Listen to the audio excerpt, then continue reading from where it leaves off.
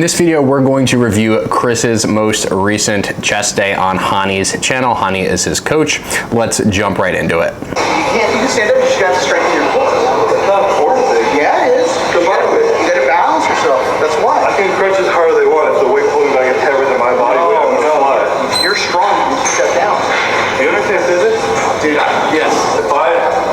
So they're kind of starting out with chest flies, with cables, which I love. Cables, as many of you know, if you have followed me for any length of time, I'm a huge fan of tons of ability to individualize movements to yourself. Although what I don't love about just a freestanding cable fly is specifically the fact that you're going to be pretty unstable. So what Chris is trying to articulate to Hani here is that he's kind of falling off balance, and then Hani's like, no, dude, like you're just not strong enough. You got to brace harder. I think that's a pretty stupid point to make insofar as saying that you just have to brace harder, right? It would kind of be like not giving someone a pad on a leg curl and then telling them to leg curl the most amount of weight that they could, right? So from a physics-based perspective, leaning over would make it more easy to actually stabilize the load of the cable, but leaning over will only do so much given the fact that Chris is as strong as he is, and likely the amount of load that he can use with his pecs to do a chest fly is much greater than he's actually able to stabilize with the rest of his body. So the solution to this is basically just to move the cables down so the relative angle is somewhat similar, kind of like a horizontal arm path, and then to simply just drag a bench over to the rack and use a bench instead. Angle it more like this. Will it be easier to keep it higher? Feel I'm not pushing down as much, I'm pushing out. Yeah, I mean, the more upright you are, the more it's going to want to carry you back. You're going to have to come down a little bit. But should I lower it a little bit? You can. Bring it down. You can tell me to bring my head up higher? Yeah. But I'm fighting gravity so much. If I do this, I'm going to fall. If you feel like it's going to pull you back, then bring down the handles by 1 or 2. So again, the solution to this, the easiest solution would just be to bring a bench over so that he could use like a slightly higher arm path. Looks like that was what they're trying to get to there. But moving the cables down will generally speaking, in this particular instance, just make it harder to actually create that balance, right? Because you could move the cables all the way up and you could just tip over more and the relative angle would be similar. So ultimately, this is a conversation around just relative joint angles and how the cables are aligned relative to the body. A lot of people will see an incline bench or a decline bench or a flat bench or a bench that's perpendicular to the floor and say, oh, because there's that bench angle, then that means this muscle recruitment. But the bench angle in and of itself, when we're looking at just targeting different muscles, is actually completely irrelevant, right? What's the most relevant is what are the forces of the exercise, because you could angle a bench 90 degrees and have it perpendicular from the floor and have the cables going directly behind you, or you could lay the bench all the way down and you could change the position of the cables such that they're loading you in exactly the same way. So it's about really the relative joint positions compared to the actual direction of the loading, and how those things change throughout the exercise is what you get in terms of muscle recruitment and fiber recruitment. Are you doing dumbbell incline more, or are you doing flat? I don't do incline. Okay. Flat stuff just hurts my shoulder and I feel a lot. Okay, so let's start with flat and do some really light, and then work our way up to the heavy. Like flat hurts my shoulder. Okay, let's go flat. Yeah. So generally speaking, I think flat benches and benches that are angled around 90 degrees are not the best solutions to pressing problems, mostly just because you know, at the end ranges you are required to rotate the arm more, which can be generally speaking more difficult to manage, especially with bigger people. They just have less shoulder rotation. So I highly recommend bench angles between like 15 and maybe 45 degrees at most. And that sounds kind of crazy to a lot of people, but what I tend to find is that that's the sweet spot, and you can target all the things that you need to target within that range. You just have to be able to, much like in the example that we discussed prior, organize your body in a way where you're loading exactly what you want to and where you're loading the tissues that are your goal for the exercise. So rather than doing a flat bench type of thing, what I would do is I would actually just use like a low incline, and I would just have people arch their chest out a little bit more so that relative angle of pressing could move downward.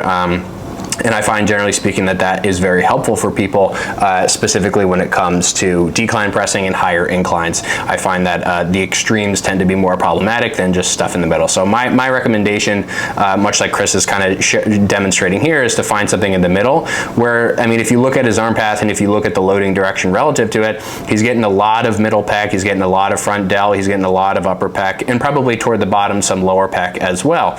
What you have to keep in mind is this is an angle that's just going to be like a full-on blaster for all of the pecs to some degree, especially in the bottom and the front delt. Not so much the triceps, just given the constraints of the motion, but when we actually look at this from like a joint angle perspective, because that arm path is a little bit wider and because it is a little bit less specific of a motion, given that it is like a more lengthened position motion, it's going to be like a total pressing blast. So I've actually used this machine before. This, I believe, is either a Nautilus machine, or I think it's a Nautilus machine. It's probably one of my favorite more decline presses of all time, and it's a really good, if I pause it here, it's a really good position to actually load the pecs a little bit more relative to the delts, because, and when I say pecs in this case, I mean middle and lower pecs, most specifically, although upper pec will have some degree of loading as well, of course. And the reason I say that is because the path of the machine constrains the arm path to be a little bit more narrow. And when the arm path is a little bit more narrow, the middle and the lower pecs are able to actually, from a mechanical perspective, be a little bit more active, a little bit in a better position to actually start to flex and adduct the arm forward. So because it's converging as well, there's probably very little tricep involvement unless you're actively shoving in a direction on the handle.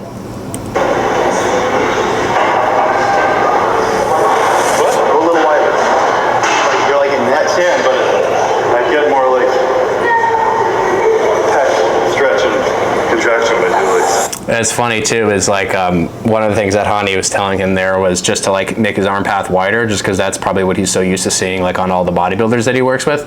And I do love when like the biomechanics really line up well with what really intuitive, you know, pro bodybuilders end up finding just from a sensory perspective. As Chris was saying, something like, I feel like a lot better stretch and contraction of, you know, my pecs there. And that's exactly for the reasons that I just described in the middle and the lower pec sort of contraction. And specifically, they're going to be highly active in any more converging type motion, i.e. motions that go from more out to more in. It's almost declined, so it's like driving. Just want to go back here so I don't miss anything. The only difference I feel is it puts more stress on my shoulder joint. Because it's almost declined, so it's like driving here. Yeah, so kind of what Chris is describing here, which is also a really good, I think, note for a lot of people, is if I pause it here, actually, what he was basically saying is when I move my arms wider and my shoulders are more up here, I feel basically just more crappy stuff in my shoulder.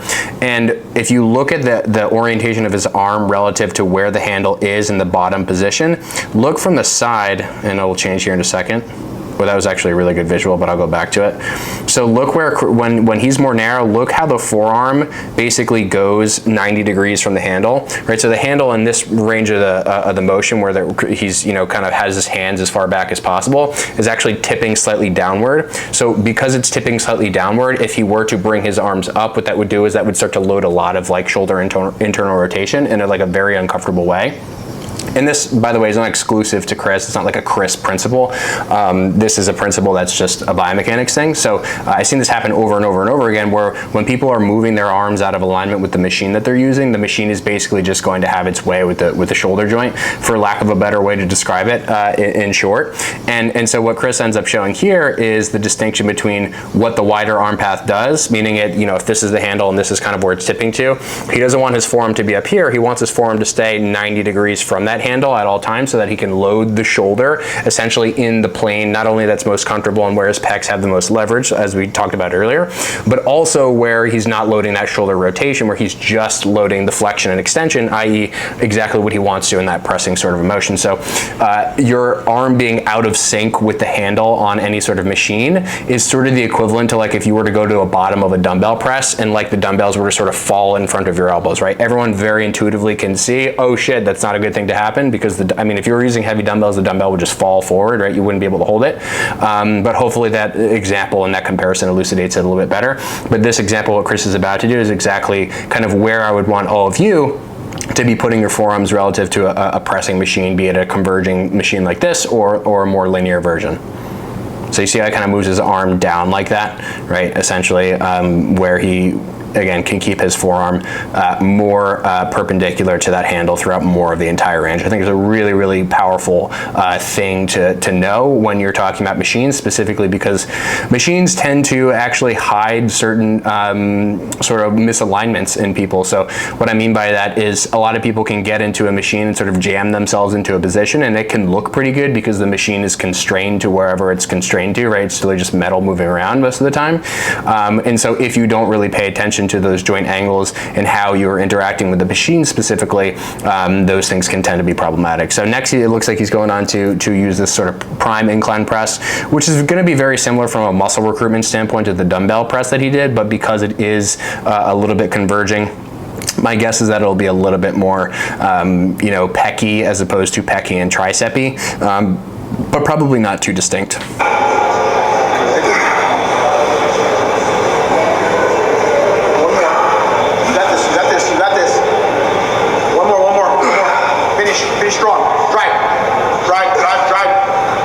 Also, what I would recommend, so this is a Prime machine, and if any of you know Prime has these things, they're called, they're not, the cams are called smart cams, but these are like lever arms basically where you can load multiple sleeves.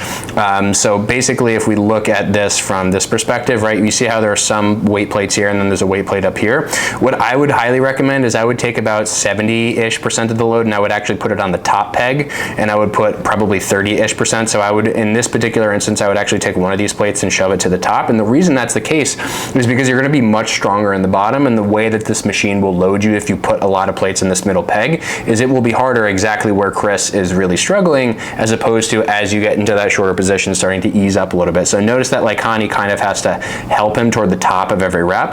That help would happen if you can see like this plate over here and this plate over here. That help would actually happen if he had more weight on the top peg here, to where when he got to this position, because this particular these particular plates right here and right here, they're actually farthest from the axis at this point in time. That means that these weights are acting super significantly on Chris, whereas these plates over here, because they're starting to tip closer to the axis, there's actually less resistance. So if that made no sense, basically just as a rule, what I would generally say is more plates on the top peg as opposed to the middle peg in the case of this specific machine and Prime machines like this. And I would generally speaking put no weight on the bottom peg, which is, if you could see where my mouse is hovering over, that's exactly what he's doing. So the only thing I would change about this is I would move a plate from here up to the top, and then as a consequence of that, what would happen is there would just be a little bit better of what we would call a resistance profile, and how that resistance profile would interact with the strength profile, i.e. what the appearance of the motion would look like. So rather than Chris getting to that point, you know, that's like 70% of the way to the top, and then just like stopping there and struggling and needing an assist, he wouldn't need an assist, and he would be able to just do the rep on his own, which if you are someone that's training alone, which is probably most of you, is much more helpful than needing to call someone over awkwardly to be like, hey bro, can you push down on these things a little bit so I can get these last few reps. So this is, again, just like a little bit more of a decline press. A lot of somewhat similar motions here. This one is not going to be too distinct from the one that we looked at earlier, except for, I would say it's probably just a little bit more decline, probably a little bit more lower pec biased as opposed to middle pec biased. But that's pretty much the only distinction. So, you know, just because the arm angle is a little bit more high to low, a little bit more lower pec as opposed to middle. And then here, it looks like we're getting toward the end of the video here. This is basically what I would have started the workout with, right? So rather than having to actually finagle around trying to balance on the cables with no support, I would have just sat down on the fly machine. And because this is like a fairly like horizontal type of fly, it's probably going to be most specific to, we'll say upper pec, upper middle pec, which for most people will feel that pretty immediately. But what I would advise most people to do is to just use the cables. And if you are using the cables, what you can do is just pull a bench over, and because you're using cables, you can individualize the arm angle to where it's more comfortable, and you can load yourself appropriately relative to whatever goal that you have. So it looks like that's it for this workout. I hope you all enjoy the video. And if you want me to review other workout videos, either that Chris has done or that any other bodybuilder has done, I realize that I need to review other bodybuilders more. Chris just puts out a ton of content, and it's really helpful, I think, for people to see like just quick takeaways. So if you have any recommendations, definitely throw them in the comment section, and I will see you all in the next video.